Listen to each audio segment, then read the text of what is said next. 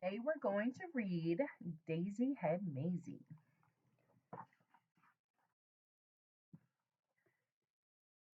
It's hard to believe such a thing could be true, and I hope such a thing never happens to you. But it happened, they say, to poor Mayzie McGrew, and it happened like this.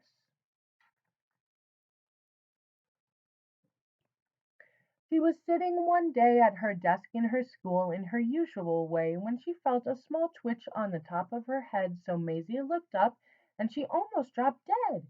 Something peculiar was going on there. A daisy was sprouting right out of her hair.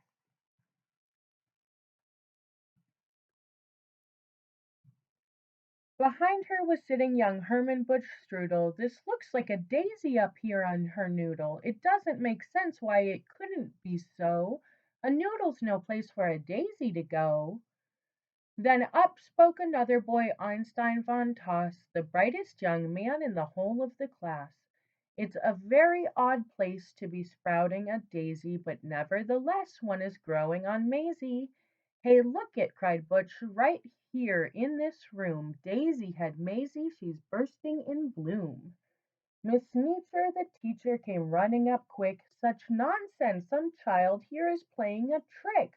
Which one of you boys stuck that thing in her hair? You know that a daisy could never grow there. But teacher, said Butch, I saw the thing rise right out of her head with my very own eyes. Just give it a yank if you think I tell lies.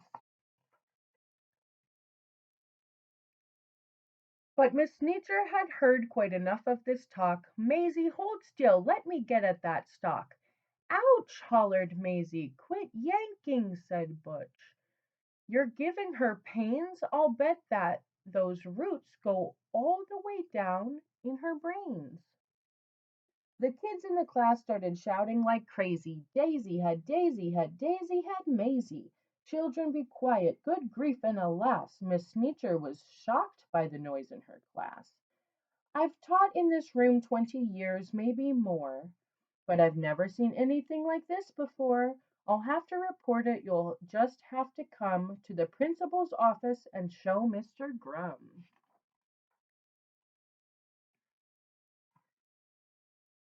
Now, the principal, good Mr. Gregory Grum, was a very wise man, just as smart as they come. He knew more than anyone else in this nation about long division and multiplication. He knew all the answers why oceans are deep, why skies are so high, and why mountains are steep. He should have the answer to this thing on Mayzie. My word, he declared, it's a genuine daisy. I've seen them quite often in fields growing wild, but never before on the head of a child. Now, what in the world ever made this thing sprout? I have no idea, but I'm gonna find out.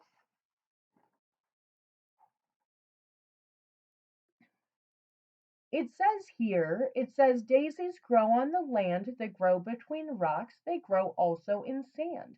It mentions right here they can grow in a pot, but mention the head of a girl, it does not.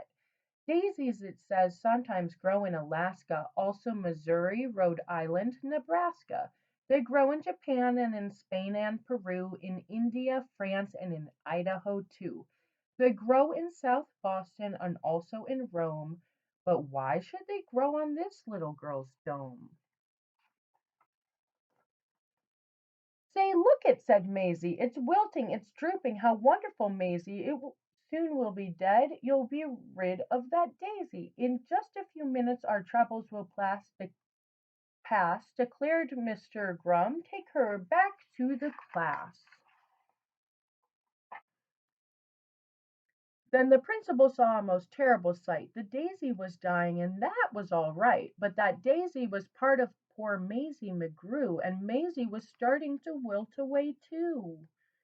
Teacher, said Grum, you know what I think? I I think they're both going to die. Hurry, bring them a drink. That Daisy, that girl's the worst problem in town. You take her away and you make her lie down. You lock her up tight in that room down the hall. There are quite a few numbers that I've got to call. Get Maisie's parents on the end of the line. I need them here quickly while there is still time. On the phone, Maisie's mom asked, "What's all the fuss?" Then, "Goodness to Betsy, I'll catch the next bus." A call to the shoe store reached Mr. McGrew. He answered while holding a customer's shoe. "Yes, this is. Oh no, I really must go." "A doctor should see her," the principal said, "and an expert on plants like the one on her head." So he called Dr. Eisenbart, who said, "What a trick! My stethoscope's packed. I'll be there in a tick."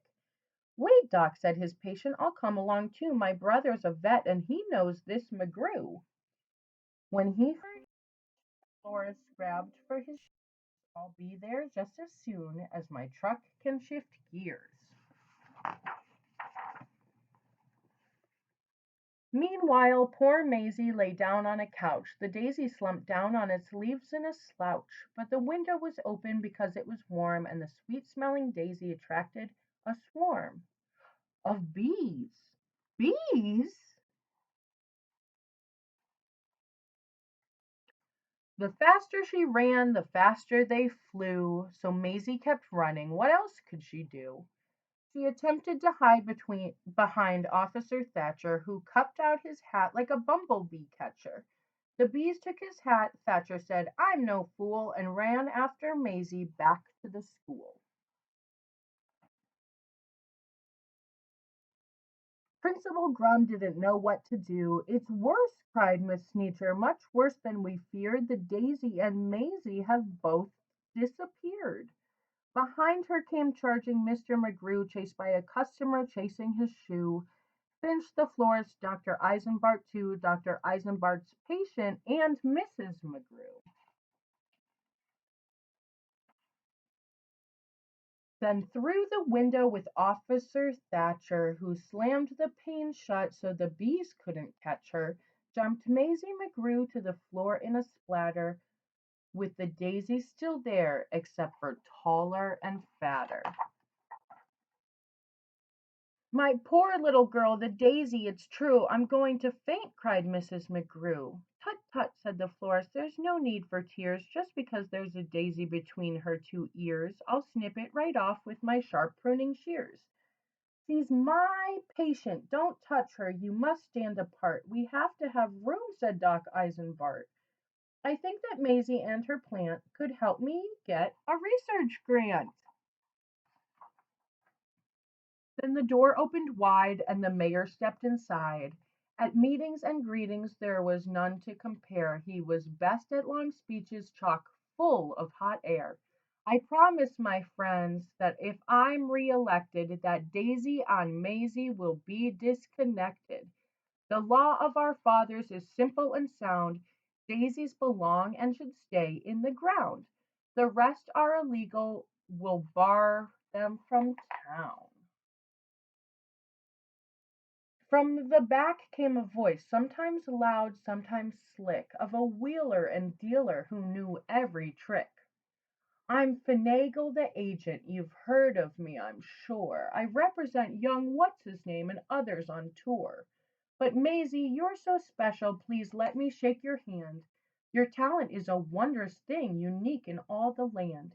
Daisy had Maisie spelled out in bright light, with "will draw kids in the day and parents at night."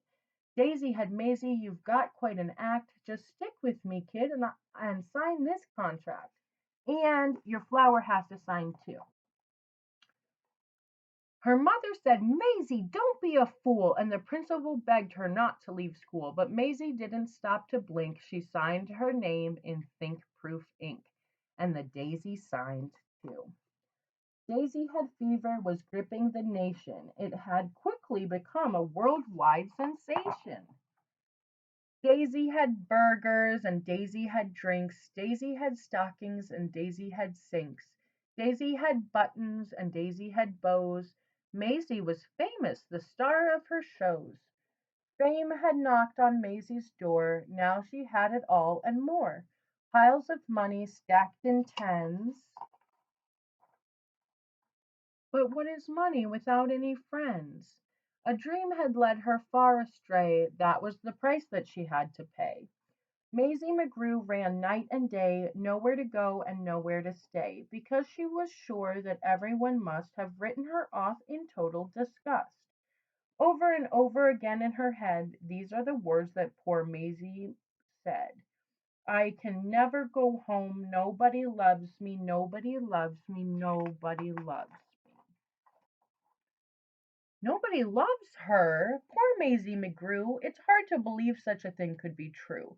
And maybe that's why, then, this daisy above, when Mayzie below began talking of love, well, you know about daisies. When love is in doubt, the job of a daisy is to try to find out.